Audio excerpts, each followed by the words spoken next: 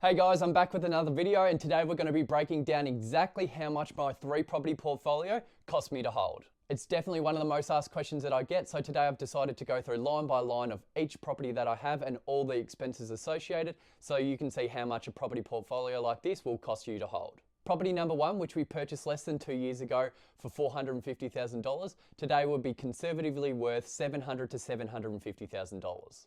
Which is a gain of around $250,000 to $300,000 in that time frame.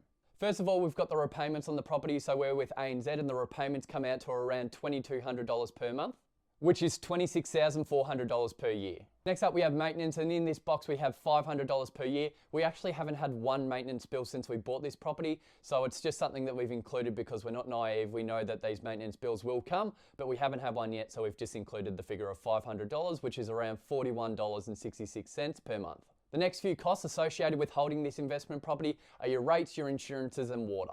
For us, these come out to around $4,000 a year in total, which works out to around $333 per month.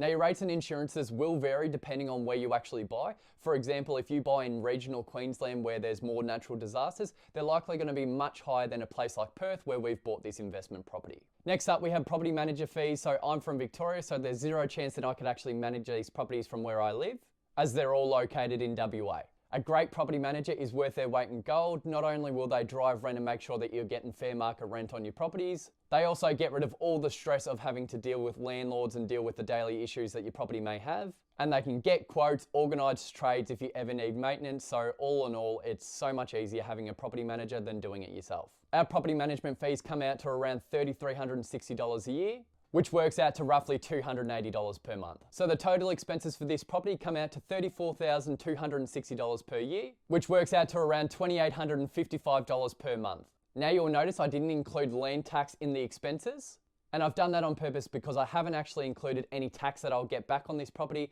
because there's deductions, depreciation and all those good things that I can claim on that property. And I can assure you what I get back at tax time is much more than I ever have to pay in land tax. So all of these figures are actually a little bit better because I do get money back at tax time. Now this property currently rents for $660 per week, which works out to around a 7.6% yield on purchase price.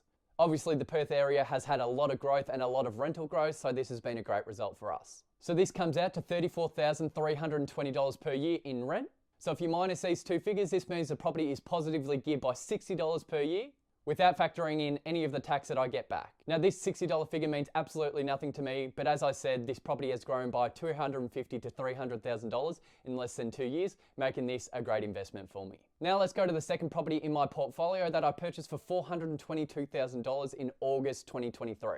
This property would conservatively be worth around $650,000 now, meaning that it's had around $228,000 worth of growth in 12 months. Bloody crazy. Now by the time this video comes out, property 2 and 3 would have been refinanced, which I'm currently going through now, and these will be my new rates. So my repayments on property number 2 come out to $2,089 per month, which is $25,068 per year. Now again, I've included a $500 maintenance bill in this example. I've only had one maintenance item on this property in the last 12 months since I've owned it, and it was around $300, so I've just used $500 just for simple numbers. Now this property is also in the Perth market, so the rates, insurances and water are somewhat similar to property number 1. This time they come out to a total of around $3,500 per year, which is around $291 a month. The property management fees on this one are slightly cheaper, and they come out to around $2,343 a month.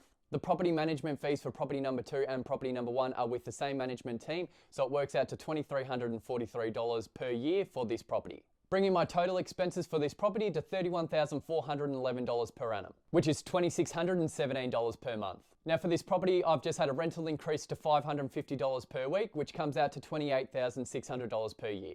This $550 a week figure works out to a 6.8% yield on purchase price, which is another great yield, helping me get into my next property.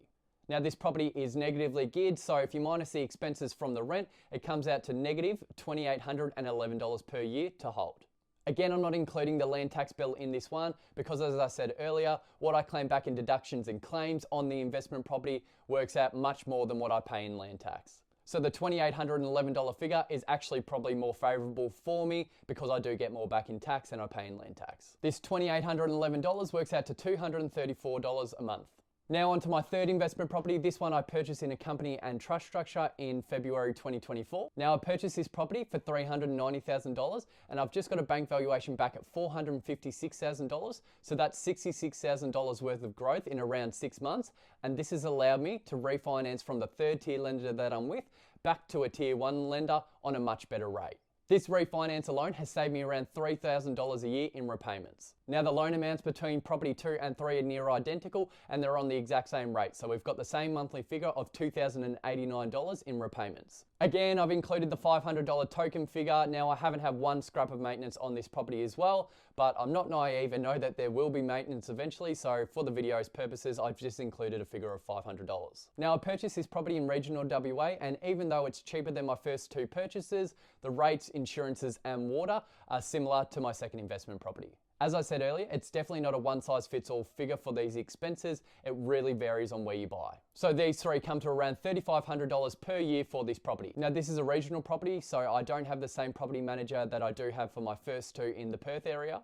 And thankfully their rate is a little bit lower, so it comes out to $2,205 per year in property management fees. This brings my total expenses to $31,273 per year. Now you'll notice again, I haven't included the land tax bill, and this time I actually can't negatively gear the property as it's not in my own name, it's in a company and trust structure that I've set up. Now, even though you can't claim any negative gearing in these structures, if you do make a loss, you can offset any future gains within the trust. Now that's definitely not accounting or financial advice, so you need to be checking that off with a property savvy accountant. They'll be able to weigh up the pros and cons and tell you exactly what you can claim and all the different things that you can do when you buy property in these entities. Now the rent on this property is $490 per week, which works out to around $25,500 per year. This $490 per week figure works out to around a 6.5% yield on purchase price. Now this property is negatively geared, so if you take away the expenses from the rent, it works out to negative $5,793 per year. But as I said earlier, I've only owned this property for 6 months. I've made around $66,000 worth of capital growth in that time, and there's definitely been some rental growth in the region. So in 6 months' time, I'll be able to increase the rent, which will also help with my cash flow. So if you add up the totals for all 3 investment properties, to hold my 3 properties, it cost me $8,545 per year to hold. And again, this doesn't include any land tax bills, but as I said earlier, what I get back at tax time is much more than I pay in land tax, I can assure you of that. This works out to around $712 a month to hold, or roughly $165 per week that I'm out of pocket. Now, I don't think that that's too bad, because in the less than 2 years that I've owned these investment properties, I've had more than $419,000 worth of growth. And this equity uplift is what I'm going to be using as a deposit to buy my 4th investment property, which I'm currently working on. And again, if you have any questions, make sure to leave them below, because I can actually dive into these questions in more detail than I do on social media. See you next week.